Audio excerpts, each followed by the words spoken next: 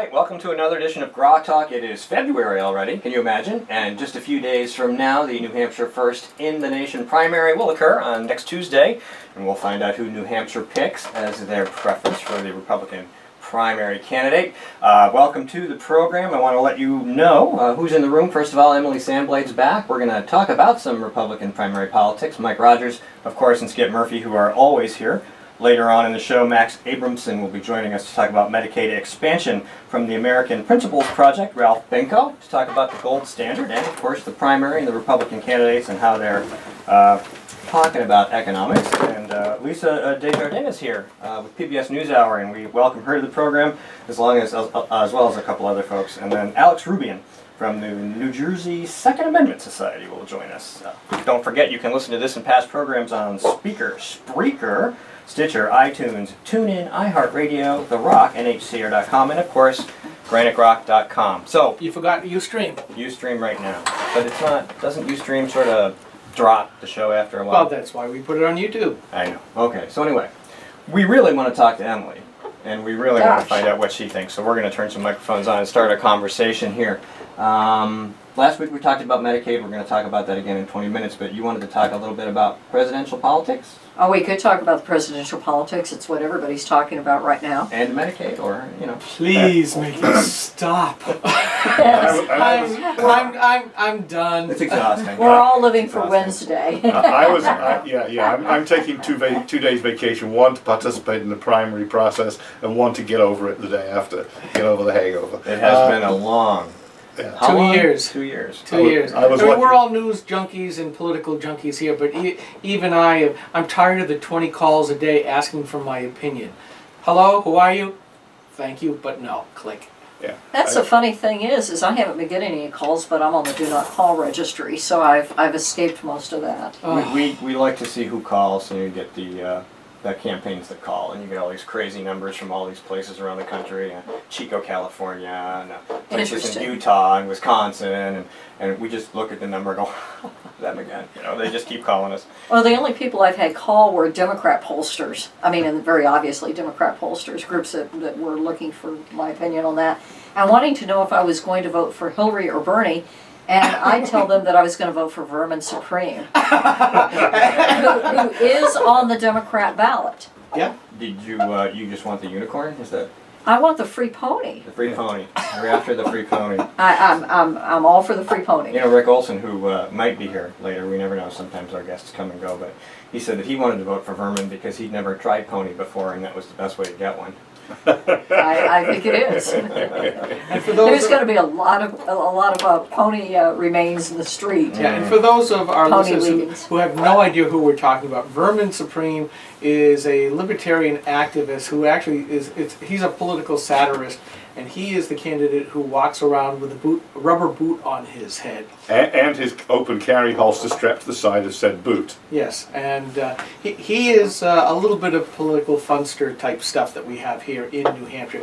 We always have those kinds of folks here, and it breaks up. And he filed for president the same day as Ben Carson, and actually before Ben Carson, and had some pithy comments, and also was resentful that the Secret Service prevented him from carrying his open carry in his holster attached to his boot. Which, by the way, is quite legal in the State House normally. Yes. Correct. All right, so a couple days left before the chaos ends for us. Yes, there's a And, couple of days. What are you thinking? Well, I mean, the polls are showing that, I checked the polls this morning, and they're showing that Trump is still leading, although his lead's trimmed down a couple of points, and then Rubio is surging ahead, and Cruz is coming in third place according to the latest polls. But I consider the polls to be not very good at this point, because people are still, tweaking with the pollsters. And the pollsters are having a hard time getting anybody to answer their questions at this point. Yeah. If you call anybody, I do some polling as part of my business, and if you call anybody up, it's almost impossible to get anybody to respond to a poll at this point. Right. Well, like I said, I'm so tired of being, the 20th, 21st, 22nd call of the day. I don't want to do it anymore. I've got better things to do. And Well, some people don't answer the phone. I don't answer poll calls. Oh, a good many people don't answer the No, phone I at this don't. point. So it's very problematic because if you've got a huge majority of your population not answering the phone, and we're talking in the upper 90 percentiles, you know, in that range that don't answer the phone and refuse to participate in a poll, there's actually no way statistically that you know that poll is a good quality poll. It's a poll of people who answered the phone. It's a poll of people who answered the phone, and you have to assume that they're answering the phone for a reason. Either They don't have a caller ID.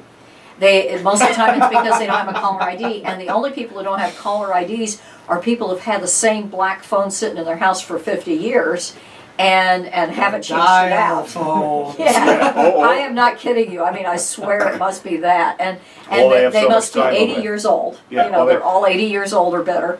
And they're the only ones who don't have caller ID, and they're answering the phones. And so That you or they can't don't, expect that yeah. to be a fair poll. It was like either that or they got enough time on their hands to mess with the pollsters, which most of us frankly don't. So do you feel like this had an effect on Iowa?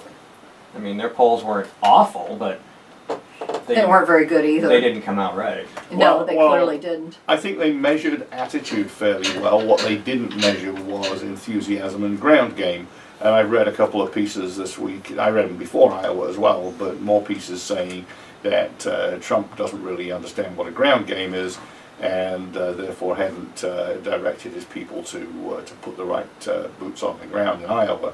Whereas Cruz had done the full Grassley and had over 12,000 folks, you know, and volunteers on the ground in the precincts herding the cats for him.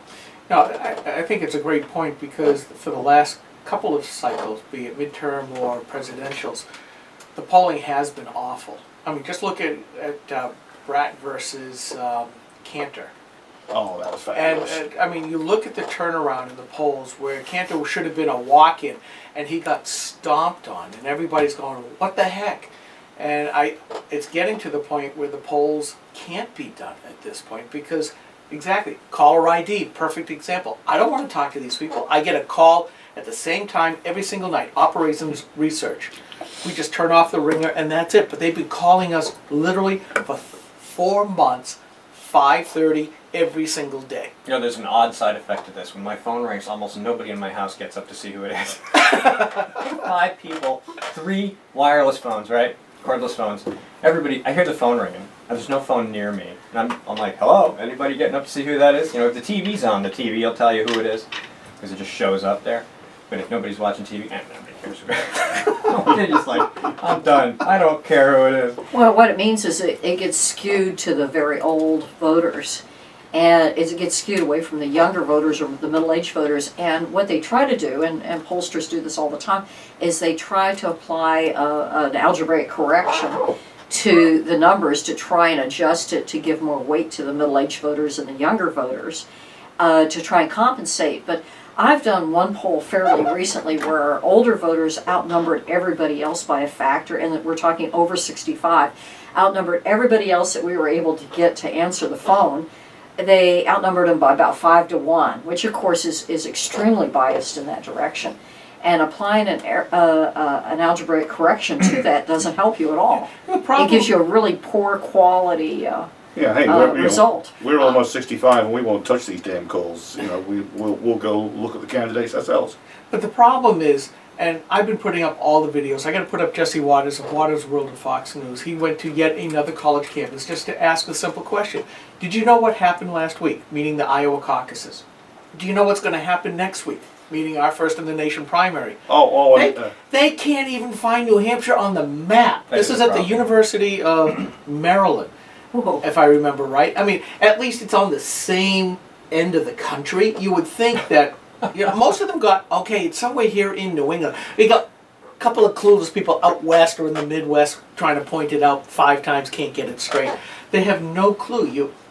There's another one by Mark Dice I just put up. Oh, he's good. You know, Hillary has just announced that, you know, she's going to hire her economic advisor to be her vice president, Karl Marx. Would you sign this petition to try to, you know, to help that along? And they go, oh, sure. Most of them have no idea what these political terms, they have no idea the difference between capitalism versus socialism versus communism versus fascism versus communitarianism. I mean, they just have no clue. They have no idea of current events. frankly, if they're not in your polls, I'm good with that because we're supposed to have an informed electorate.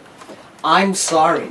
These guys aren't even informed about what they're doing They should now. take civic tests before they get their voter registration. But they can tell you every single celebrity that's going on, and they can tell you all of the nuances of J-Lo versus Beyonce and all of that stuff. Which I couldn't tell you. Yeah, right, because it doesn't matter in the big deal, other than Breitbart did say politics. Famously, he said, politics is downstream from culture. You change the culture, you change the politics. And we see in the colleges, though, they'll tell you everything about microaggressions, diversity, white privilege, Black Lives Matter. Every single social justice warrior issue that you can think of that has absolutely no use at all, for the most part, when you're doing real work like programming or physics like you do, or any of this stuff. It's like they're changing the disposition of the country. So here's a question, and we've addressed this question repeatedly.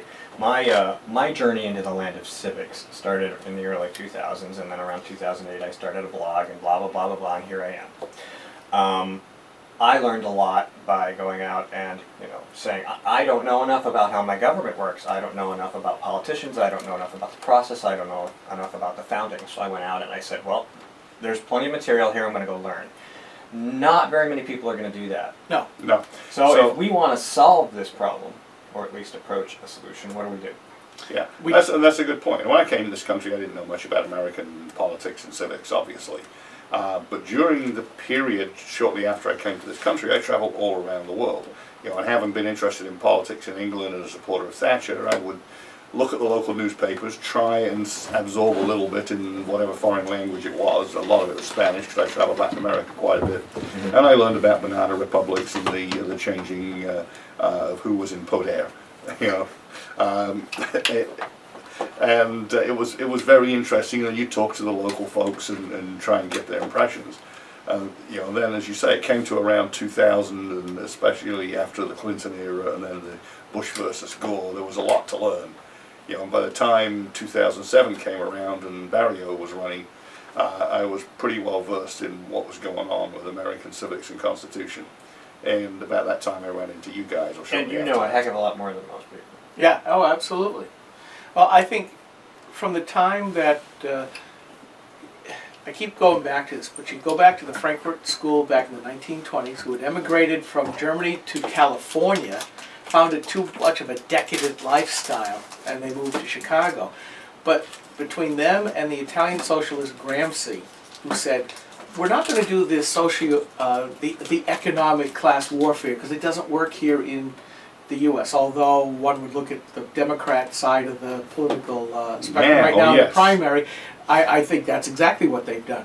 But they decided, well, to change the politics, we have to change the culture, and the left, especially the new left movement based in the 60s, said, we do this by changing the education. And I find so many young people totally oblivious as to what the real history of the United States is, to see where they're self-segregating themselves. And it's happening in various other sub-micro cultures as well. We're missing that melting pot, and I'm not even sure that we're tossed salad anymore, because tossed salad basically says we can move around. I think we're becoming an ice block. All right, we're going to take a quick break. Max is in the room, and we're going to talk about Medicaid expansion in New Hampshire. Stay tuned. Where'd you